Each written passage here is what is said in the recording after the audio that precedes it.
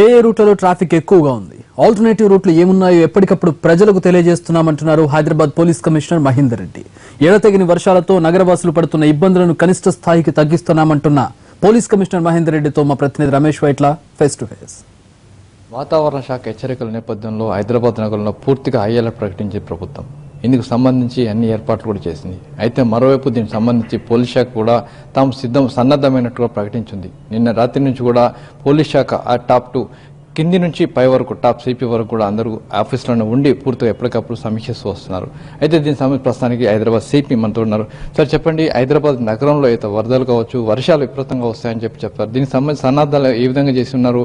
మరోవైపు ట్రాఫిక్ అనే ఒక మేజర్ ప్రాబ్లం ఉంది. దీన్ని ఏ విధంగా ఓవర్కమ్ చేయబోతున్నారు? హైదరాబాద్ సిటీలో ఎడతెరిపి లేకుండా కురుస్తున్నటువంటి వర్షాల వల్ల ప్రజలు కొంతవరకు ఇబ్బందులకు గురవడము సహజం. అయితే ఈ వర్షాల వల్ల వచ్చేటటువంటి సమస్యల్ని మినిమైజ్ చేసి రోడ్లపైకి వచ్చేటువంటి ప్రజానీకానికి ఎలాంటి అసౌకర్యం లేకుండా వాళ్ళు సురక్షితంగా వాళ్ళ వర్క్ ప్లేస్లో కానీ అట్లాగే వర్క్ ప్లేస్ నుండి ఇంటికి కానీ వెళ్ళడానికి ట్రాఫిక్ బ్రాంచ్ నుంచి హైదరాబాద్ సిటీ పోలీస్ అన్ని అరేంజ్మెంట్స్ కూడా చేయడం జరిగింది. దీంట్లో భాగంగా మనకి ఏ ఏరియాల్లో కంజెషన్స్ ఉన్నవి, ఆల్టర్నేటివ్ రూట్స్ ఏమున్నవి, తర్వాత వర్షం ఎప్పుడు పడేటువంటి అవకాశం ఉంది అనేటువంటి సమాచారాన్ని సమాచార మాధ్యమాల ద్వారా సోషల్ మీడియా, FM రేడియో, అట్లాగే మన పోలీస్ వెబ్సైట్స్ ఇవన్నీ కూడా మనం ఒక మాధ్యమాలుగా తీసుకొని రెగ్యులర్ మీడియా ఛానల్స్ వీటి ద్వారా ప్రజలకు ఎప్పటికప్పుడు కమ్యూనికేట్ చేస్తూ వారందరి సౌకర్యార్థం విత్ మినిమం ఇన్కన్వీనియన్స్ వారి దైనందిన కార్యక్రమాలను చేసుకునే విధంగా ఇటు ట్రాఫిక్ బ్రాంచి అన్ని ప్రయత్నాలు కూడా 24/7 చేస్తున్నది.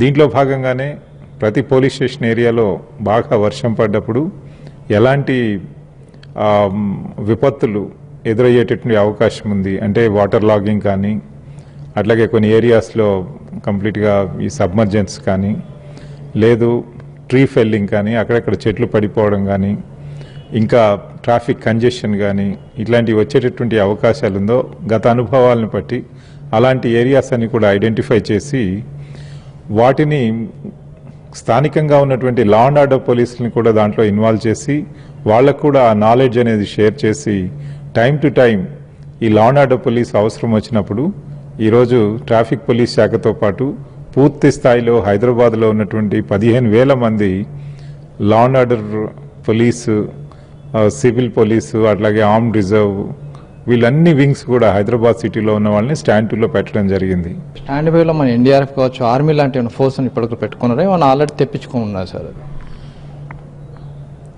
ఇప్పుడు ఈ వాతావరణ పరిస్థితులను దృష్టిలో పెట్టుకొని ప్రభుత్వం ఈ NDRF అలాగే ఆర్మీ ఈ 2 వ్యవస్థలు కూడా మనకి తీవ్రమైనటువంటి సంక్షోభాన్ని ఎదుర్కొంటున్నప్పుడు, డిజాస్టర్ రిలేటెడ్ సంక్షోభం, అట్లాంటి పరిస్థితుల్లో మనం మామూలుగా వాటిని పిలుస్తాం. అయితే ముందుగానే వాళ్ళని స్టాండ్ బైలో పెట్టమని చెప్పేసి ఒక రిక్వెస్ట్ చేయడం ద్వారా ఆ స్టాండ్ బైలో పెట్టినప్పుడు వాళ్ళు మనకి ఏదైనా ఉపద్రవం వస్తే ఎక్కడ వస్తుంది, ఏ ఏరియాలో వస్తుంది, ఆ ఏరియాలకు మనం వెళ్ళినప్పుడు ఎక్కడెక్కడ ఏమేమి యాక్షన్స్ తీసుకోవాలి అనేది మొత్తం కంప్లీట్గా వాళ్ళకు ఒక అవగాహన రావడం కొరకు ఈరోజు ఈ ఆర్మీ కానీ, NDRF కానీ వీళ్ళకి likely places of water logging, likely places of submergence ఇలాంటివి వాళ్ళకి ఇవ్వడం ద్వారా వాళ్ళు కేవలం రెక్కీ మాత్రం చేసుకున్నారే కానీ వాళ్ళని ఇంకా డిప్లాయ్ అనేది చేయలేదు.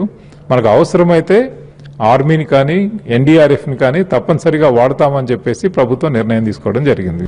అయితే హైదరాబాద్ నగరంలో ఏదైతే వాతావరణ శాఖ హెచ్చరికల నేపథ్యంలో పూర్తిగా అలపర్పదమై ఉన్నామని చెప్పి కూడా అధికారులు అంటారు. అంతేకాకుండా మొత్తం ఫోర్స్ని, సిటీలో ఉన్న పోలీస్ ఫోర్స్ మొత్తం కూడా రోడ్లపైన ఉంటుంది. అంతేకాకుండా ప్రతి దగ్గర కూడా అప్రమత్తం ఉండే ప్రతి కూడా సమీక్షిస్తామని చెప్తున్నారు. అయితే మరోవైపు NDRF కావచ్చు, ఆర్మీని స్టాండ్ బైలో పెట్టుకున్నామని చెప్పి కూడా అధికారులు అంటున్నారు. మరోవైపు ఎక్కడ ఎలాంటి సమస్య వచ్చినా దాన్ని ఎదుర్కొనేందుకు సిద్ధంగా ఉన్నామని చెప్తున్నారు.